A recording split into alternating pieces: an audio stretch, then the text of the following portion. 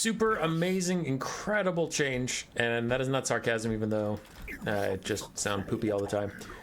Vigor penalties finally got added with the stat cards, and it is amazing. Look at that, exhausted on him, right?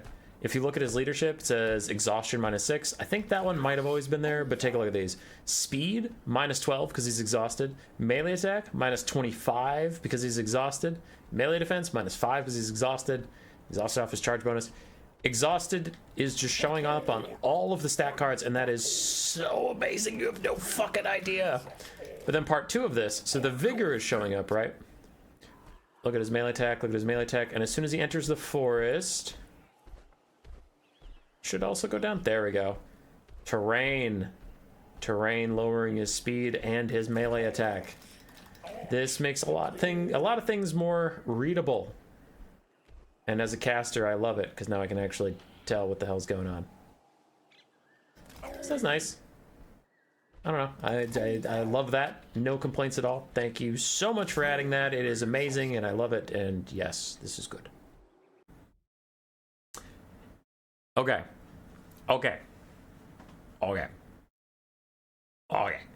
It's been like 3 patches in a row. CA has been poking chariots, just poking them, making them slightly better. And every time I test Slanesh chariots. And this time, I'll admit, I got a little overexcited, and then I realized that this change is broader, and that's what we're talking about this video. But it might be, for once, the Slanesh chariot, not even meta, but like Slanesh chariots exist. They're charging Marauders. Okay, now, that's not a change. That's not a change. They actually do a lot of damage to light infantry if the light infantry is charging them. We all know that. But the larger point of this is the Exalted Seeker Chariot's also doing good damage to Marauders. And these Hellflayers are going to charge Chaos Warriors, do a little bit of damage, but see, when their opponent isn't charging them, they don't do nearly as much. But oh, look at that! Oh, they just instantly path out of the Chaos Warriors and they don't get stuck and die horribly. That's crazy. That's crazy that these Hellflayers don't just get stuck in Chaos Warriors and fucking die. Exalted Seeker Chariot's gonna roll through those Chaos Warriors like butter and keep moving. You love to see it. This is a positive video. I have nothing negative to say about these changes, so you shush your mouth. And whatever you're thinking about, wait. I promise it gets better. Exalted Chariot plows into Marauders, does really good damage to them. Stops pretty dead on the Chaos Warriors, but the Hellflayers get some decent damage out. But the main thing I'm trying to show you is that they path straight through and they take very little damage from these infantry. They do all right. And if I leave them in melee combat, which I tried a couple times, they take a lot of damage back, but they do okay versus the Chaos Warriors. But really, Chariot's goals is not to stay in something, it's to keep pathing through them like this and taking very little damage in return.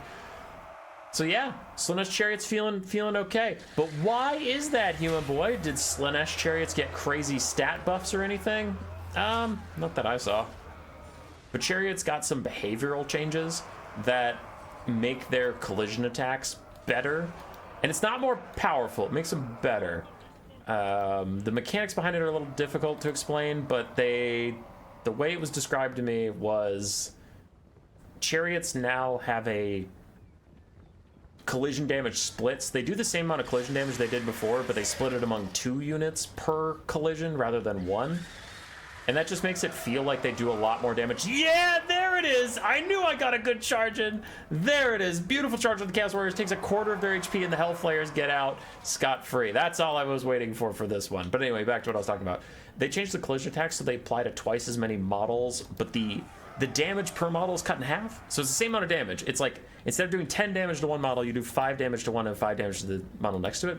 But I feel like with Chariots charging, that has just made them feel like they do a lot more damage, because maybe they don't overkill as many of the same unit or something. Like, they actually spread the damage out a bit and really body a unit. So that's quite nice. And I don't know how that change affects the fact that they're able to path out of things so easily, but they're able to path out of things really easily, which you love to see it. But yeah, shut up about Slanesh Chariots. That's not a Slanesh Chariot specific thing, you dunce. How is this going to affect the broader game? Well, Chariots, this last patch, that gave them some buffs, especially Gorby's Chariots and Razor Chariots. I actually am using Gorby's Chariots and Razor Chariots a lot in my builds, and they feel really good. They feel great. But the problem is the Chariots weren't consistent. Heavy Chariots with high weapon strength, like Gorby's Chariots, Orc Boar Chariots are still pretty good. Razor Gore chariots are pretty good. Heavy war sleds are still decent for Kislev. Those guys all perform great. And skeleton chariots were doing okay, but only in specific builds. Because sometimes if you have heavier armor, they wouldn't do too much and they just kind of get stuck. But with these chariot changes, it feels like many more chariots are joining the tier of the good chariots, the chariots that actually path through infantry and do a decent amount of damage. As we can see here, again, these are marauders, they're light infantry, but the chariots path straight through them, do some decent damage and get to safety. Not a big change from live for the skeleton chariots, but here comes the big one where I'm going to try to charge chaos warriors. I was having some issues on live where, like, if I charged chaos warriors, I wouldn't do much damage, but I'd get stuck. And here we do a little bit of damage, and overall not getting too stuck. One model does get surrounded in here, but he starts moving again. He's cooking with gas. And he's able to path through the chaos warriors without much issue. So we've done some decent damage to the marauders nearby. Now these skeleton chariots, I'm just testing their pathing, checking to see if they get stuck. They don't have high armor piercing, so it's not shocking that when they plow into chaos warriors, they don't do that much damage. But they're usually able to get through. Hell, they actually do a little bit of damage there. So chariots feeling good, feeling pretty responsive. Very few of them getting stuck. Love it. You love to see it. Goes back in for another hit. Gets some pretty good damage onto those chaos warriors and keeps moving through. And that's largely what you want chariots to do, right? If your opponent just has infantry, like a box, right? A box formation, chariots are supposed to get in there and cause a lot of disruption. And unless your opponent brings mass or cavalry of any kind, chariots are just supposed to abuse them. So that was light chariots. We saw Slanesh chariots that were utter garbage before, and they did okay. So they went from utter garbage to okay. We saw light chariots, which did fine on the current patch, but if they ran into armored units, they would have some issues. And they path through the armored units without much issue. Now what about the good chariots? Razor Gores. They were already performing good on the previous patch. I took them in a lot of my builds, but let's see how they do here. I'm not even going to do double Marauder. I'm going to have one just charge the Chaos Warriors. And I'll keep both health bars on screen so you can see that. Slices right through the Marauders, slices right through the Chaos Warriors, taking about a fifth of their HP on the charge, and taking literally none in response. That right there, that is a chariot. You love to see it. So chariots just feeling really good. And I promise there's a reason to keep watching this video for just 1 second. Don't you worry. It also has a happy ending. But the good chariots stayed good. Some of the bad chariots came to kind of fine. And then some of the mid chariots got good. But human boy, you dumb stupid bitch. Are we entering a chariot meta? Chariot metas are toxic because chariots don't interact correctly with a lot of the game and blah blah blah, and chariots are gross. Yeah? So if we're having a problem, these non-armor piercing, non-anti-large Chaos Knights charging into the White Lion chariots who have armor piercing, the Lion chariots could beat them, and then it's like, ah, crap, we're back in the meta where chariots have to be countered by anti-large armor-piercing cavalry. Basic cavalry can't quite do the job. Not at all. That collision attack thing doesn't seem to do too much to the cav, and this is pure theory. Someone who knows, like, the coding better than I do can probably refute me in the comments, but it feels like that extra damage versus infantry because of the collisions doesn't work on cavalry at all because you don't collide with as many models, right? You don't slice through a whole cavalry unit. You stop dead on the first ones. So that damage splitting just hits like these two Chaos Knights right in front of them, right? Or something like that. And doesn't spread to the rest of the unit. So chariot charges versus cav do no fucking damage. And then the Chaos Knights wrap them up and start to beat their ass. And that's great. That is what you want for chariots, all right? Chariot metas are when they can fight cavalry and trade even or win. A healthy chariot meta is when they can slice through infantry and cav completely wreck their day. As these lion chariots are down to half HP, the Chaos Knights have barely been wounded. This fight's going a bit better for the Chaos Knights because they aren't getting as big of a surround on my lions. But yeah, I don't know. I'm pretty excited. I'm pretty optimistic for chariots to now serve as their role of box breaking and bunker busters and stopping infantry meta from being a thing, but also being very stoppable by cavalry en masse. Type stuff. Excited to see it. All right, the Ogre Kingdoms got a rework on their army ability. I'm gonna do my best here to imitate a real charge So I took a viable Ogre Kingdom's army. We have a Crusher. We have a couple Ogre Bulls and Iron Guts. We have Noblar Trappers and Lead Belchers that won't be charging because they have ranged. And I'll try and charge and we'll see how much we can get out of this. Now, I haven't gotten to play a lot of games with it, but I am concerned that the Ogres will have a much harder time charging up their army passive. The army passive's also got changed a little bit, like Dismember is now not AoE, it just affects one unit, but it does damage instead of just slowing them. Massacre no longer causes terror, but gives them a melee attack, and Meat Feast is weird. I don't know if this is something about the early build I have that's just bugged, but it says, affected units, allies in range, all. Range is infinite. Duration, cooldown. And it says it heals 1.5% per second for 27 seconds. Now, if you do the math on that, what is that? That is 50%. If you cast, if I'm doing the math on this right, look, 27 second duration, heal per second, 1.54%. That is a 50% heal for your entire army. Now, thankfully, on the build I have, it doesn't work. It only targets one unit at a time.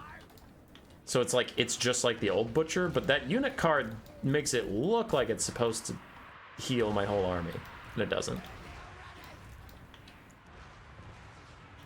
But we're all charging in, we get the first Dismember. We're charging in. Starting to get close to the Massacre. Still charging in. So on the initial charge, that is the most army passive I'm going to get the entire game. I just got it, it's Massacre. We don't even have a tier 3 yet. And now it's going to be really hard to get more charging in. Because, like, let's try and disengage some of these Ogre units that I could even theoretically cycle charge. And I gotta get all of them out of there. Charge back in.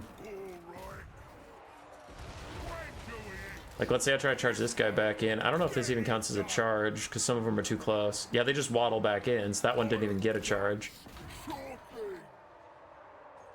So you're trying to micro all this stuff and get all these charges in. I still don't have a tier 3.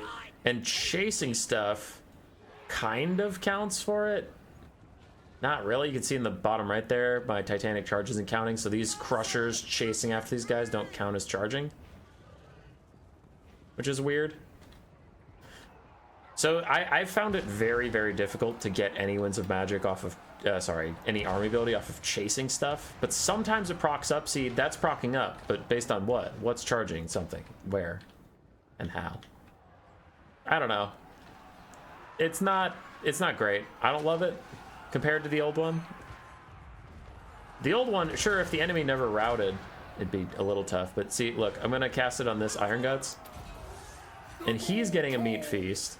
No one else is getting a Meat Feast. Noblars aren't, Lead Belchers aren't, no one is. So I don't know why it says range infinite, affects allies in range all. That seems weird. So I don't know. And the initial engagement's over. And these guys chasing these guys down don't get anything. So I'm gonna maybe turn and try and run those guys down, get some charge here and there. But it just feels like it charges really slow. And I kind of felt the same way about the Nurgle army abilities after they changed it. I honestly felt like Nurgle got more army abilities before the rework than after. So, yeah. I don't know how I feel about it. It depends. It really depends for me what Meat Feast ends up being. Because if it is a global 50% heal, hard pass, then Ogres are going to need even less army generation ability, because that should be nearly impossible to get. If it is supposed to be single target, or if it's supposed to be global but maybe not 50%, then I don't know how I feel about it taking forever to charge up anything. I don't know. It should be more theoretically consistent. It's just consistently going to be lower, but on like a good Ogre game versus Greenskins or Skaven or Beastmen, I could legitimately get 3 Butchers, which is a tier 3 ability, off every game, because you just chase so much stuff off. But versus like Corn or something like that, you might not get any, depending on, like, if they just took all Corn Warriors with Halberds and no one's ever going to route, then yeah, you won't get much army passive. So I don't know.